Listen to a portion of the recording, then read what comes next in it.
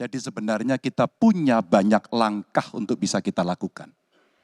Yang pertama adalah kita evaluasi perjalanan selama ini bagaimana di Laut Cina Selatan tidak pernah selesai.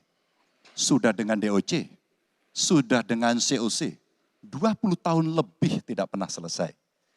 Maka usulan kami sangat jelas dan clear. Apa itu?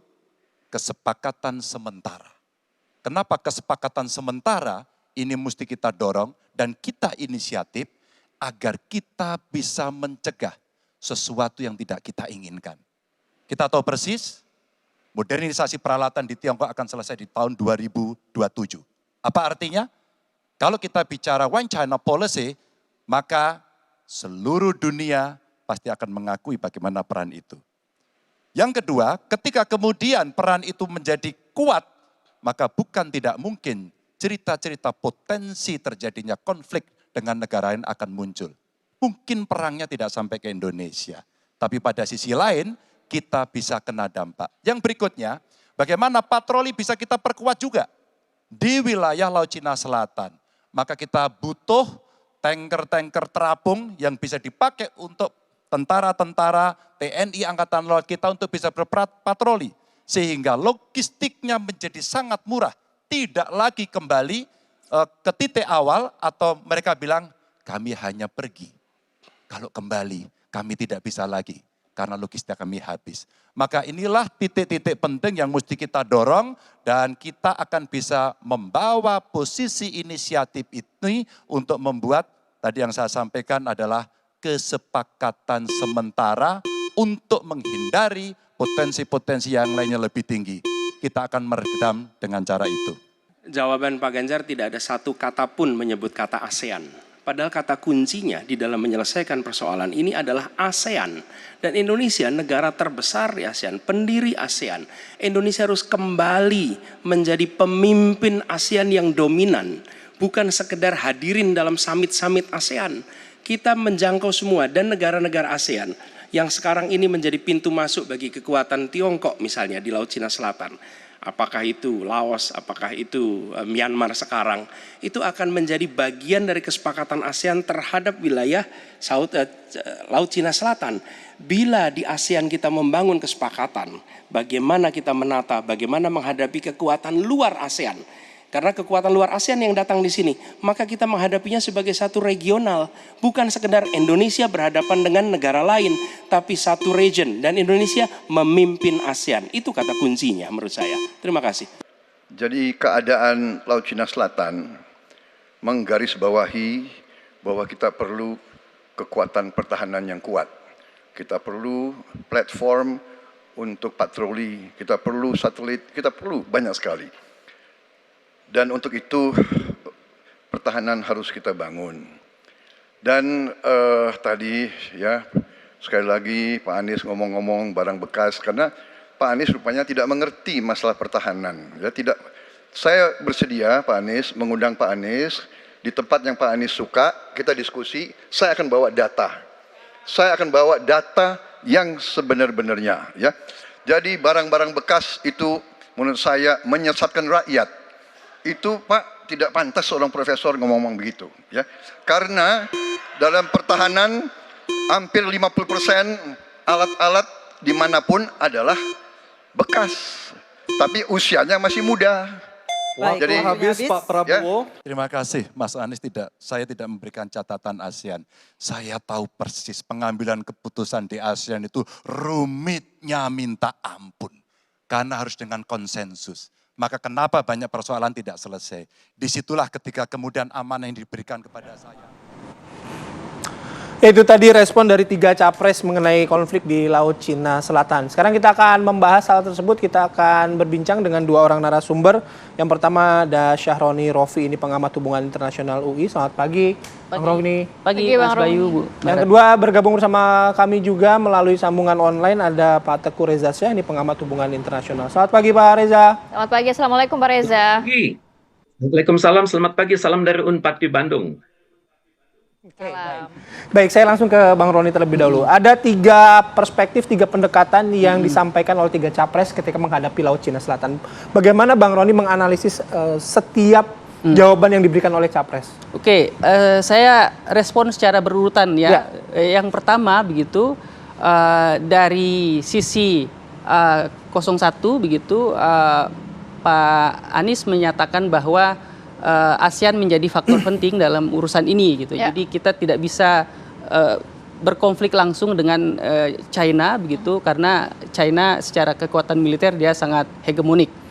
Kemudian yang berikutnya Pak Ganjar melihat kedua. Ya, Prabowo Karena 01 sekarang 02. 02 saya melihatnya Pak Prabowo ingin melokalisir isu ini sebagai kita perlu memperkuat diri gitu ya. Oleh sebab itu pertahanan kita harus diperkuat, satelit diperbanyak dan seterusnya begitu ya. Memperkuat diri intinya. Kemudian Pak Ganjar begitu menyoroti kerumitan di ASEAN gitu ya, karena beberapa kesempatan begitu ASEAN ini tidak efektif untuk menyelesaikan persoalan-persoalan di lapangan begitu ya. Semisal untuk urusan konflik antara Filipina dengan China begitu, Filipina berjuang sendiri di arbitrase internasional begitu ya, sehingga ASEAN sebagai komunitas bersama itu tidak efektif gitu ya. Maka untuk mencegah jangan sampai terjadi konflik besar begitu, kerjasama sementara. Perlu kerjasama sementara begitu ya. Mungkin pada titik tertentu itu cara untuk sebelum terjadi perang kita hold dulu, kita tahan dulu. Jadi itu yang saya lihat dari masing-masing capres begitu ya. Dan secara keseluruhan yang ingin saya katakan adalah memang untuk isu kawasan ini perlu masing-masing capres itu bicara tentang bagaimana memperkuat posisi Indonesia di kawasan begitu, karena dengan cara seperti itu ketika kita dihormati di kawasan kita akan dihormati di level dunia. Itu secara teoritik begitu gitu. Dan kembali bahwa Indonesia ini memiliki DNA begitu sebagai key player di kawasan. Dulu Indonesia pernah mendeklarasikan KTT Asia Afrika dan monumennya ada di Bandung. Itu saya kira sebagai monumen di mana politik luar negeri Indonesia itu sangat dinamis dan dia berperan dalam politik internasional. Itu yang saya bisa highlight. Baik. Nanti kita tanya juga ke Pak Reza sebenarnya bagaimana respon dan sebenarnya apalagi yang bisa di-create ya untuk Indonesia menghadapi konflik di Laut Cina Selatan. Tapi kami harus jeda terlebih dahulu, kami akan kembali sesaat lagi. Pak Reza. Baik, kembali lagi di Apa Kabar Indonesia Pagi. Kita mau ke Pak Reza. Pak Reza melihat kemarin juga sorotan mengenai upaya paslon nanti kalau terpilih untuk meminimalisir konflik yang terjadi di Laut Cina Selatan. Ada yang Prabowo Subianto mengatakan memperkuat pertahanan, kemudian Anies Baswedan mengatakan bahwa harus memperkuat posisi Indonesia di ASEAN, dan juga Ganjar mengatakan bahwa harus ada kerjasama sementara. Anda melihatnya dari sisi hubungan internasional, sudahkah cukup upaya yang dilakukan ketiga paslon ini nantinya untuk meminimalisir konflik Laut Cina Selatan?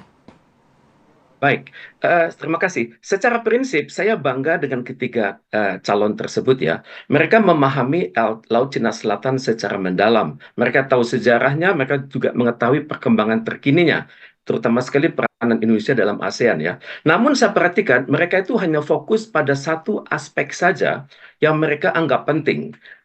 Ini pegang satu aspek itu sangat penting karena membantu mereka untuk bertahan maupun menyerang. Saya jadi teringat formasi bola ini. Misalnya Ganjar saya perhatikan bermain dengan pola 4-3-3, kemudian bergerak ke 4-4-2, kemudian bergerak ke 4-3-2-1. Sedangkan Pak Anies fokusnya menyerang, jadi bergerak di level 3-2-5, kemudian Pak Prabowo di 5-4-1 yang bertahan.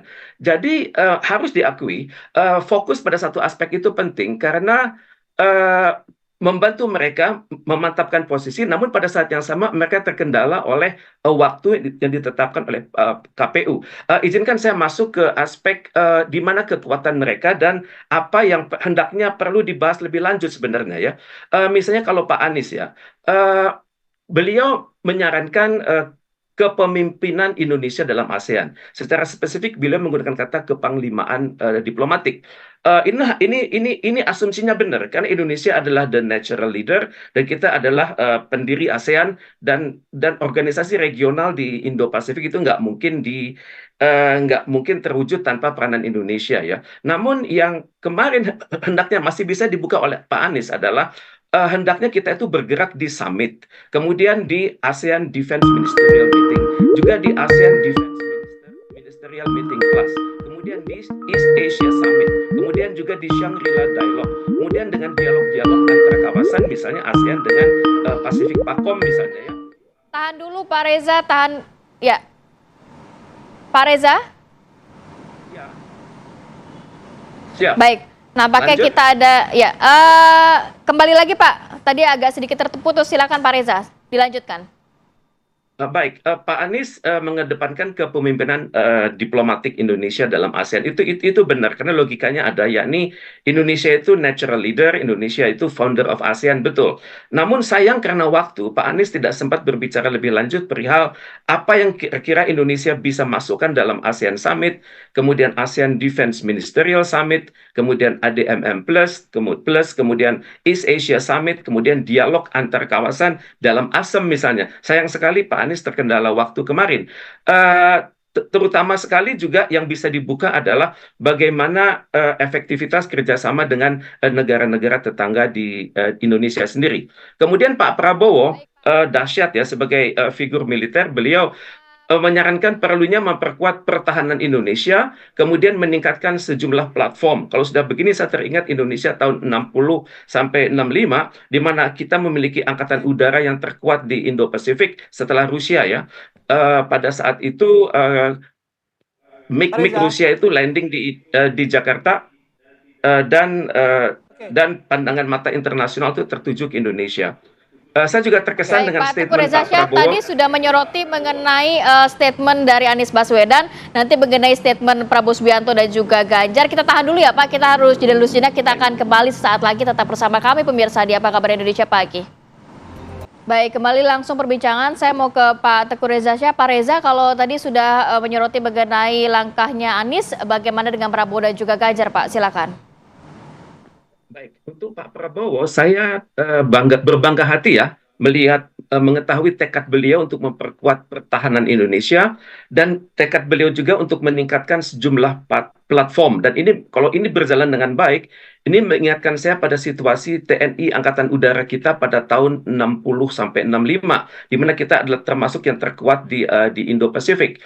Dan juga saya bisa bayangkan ke depannya Pak Prabowo akan bergerak antara coordinated patrol yang selama ini ada antara Indonesia, Malaysia, Singapura, dan Filipina menjadi joint patrol.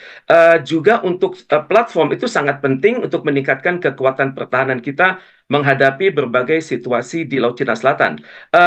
Beliau juga menyebutkan pentingnya kerjasama perkuatan Bakamla. Kemudian tentunya dalam hal ini Bakamla tersebut hendaknya menjadi Bakamla yang sangat-sangat operasional. Persis seperti yang dilakukan oleh Cina, Bakamla itu berjalan serasi dengan Angkatan Lautnya Cina. Pak Ganjar ini mendorong kesepakatan sementara, kemudian mementingkan Indonesia untuk mengoptimalkan perannya sebagai sentral di ASEAN, itu betul, walaupun kalimatnya pendek ya. Namun yang hendaknya bisa diharapkan dari statement Pak Ganjar ini adalah meningkatkan kerjasama itu bukan hanya intra-ASEAN, tapi juga ekstra-ASEAN. Dan untuk itu tentunya pada saat beliau mengemukakan ide kata kunci terapung, itu hendaknya ini adalah ide orisinal, belum pernah saya dengar. Hendaknya tanker terapung itu menjadi lahan riset dari lembaga-lembaga riset strategis di Indonesia. Dan ini saya sangat berharap ya, walaupun ketiganya memiliki perspektif yang sangat fokus, saya sangat berharap siapapun yang jadi, itu akan berkoordinasi secara mendalam, karena yang kita hadapi sekarang adalah Laut Cina Selatan dengan masalah yang semakin luas. Bukan saja 9 dash line, tapi sudah masuk ke 10 dash line. Oke. Baik Pak Reza, terima kasih Pak Reza. Saya terakhir ke Bang Roni soal rekomendasi. Tiga capres punya niat yang sama tentunya kan, menjaga kedaulatan Indonesia. Mungkin ada sedikit rekomendasi yang belum dilihat dari ketiga capres ini ketika mereka menyampaikan persoalan ini. Ya, Debat capres yang kemarin memang temanya sangat luas begitu, dan tema yang saya kira diamati oleh internasional, gitu ya. Jadi internasional melihat apa yang akan disampaikan oleh pemimpin Indonesia di masa depan begitu. Nah, saya kira yang perlu dikeluarkan oleh masing-masing capres adalah ke depan gitu, bahwa kawasan Asia Pasifik ini telah bergeser menjadi medan baru tempur gitu. Perubahan konsep yang tadinya Asia Pasifik sekarang menjadi Indo-Pasifik itu tidak lepas dari faktor kehadiran kekuatan Amerika dan Eropa di kawasan. Ya. Di sebelah kita ada AUKUS begitu. AUKUS itu kan aliansi pertahanan.